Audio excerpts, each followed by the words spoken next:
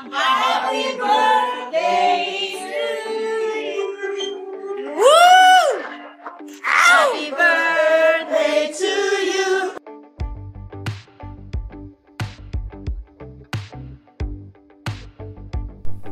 Tila may pa-party ngayon ang pamilya ni Chinita Princess Kim Chiu. Ito nga ay dahil kaarawan ng kanyang ate na si Lakam.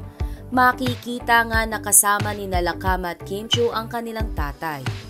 Matatandaan ngang kagabi ay spotted ang aktres na nagmamadali na umuwi galing sa shooting ng live telecast ng PBB upang makasama niya ang kanyang ate na salubungin ng kaarawan nito. At ngayong araw nga ay may pabonggang birthday celebration si Kimi sa kanyang favorite ate. Narito at panoorin natin ang ilan sa mga bidyong kuha sa selebrasyon ng ate ni Kim na si Lakam kasama ang kanilang pamilya at malalapit na kaibigan. Happy birthday to you.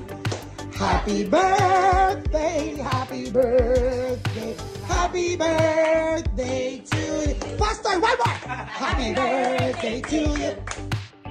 Happy birthday.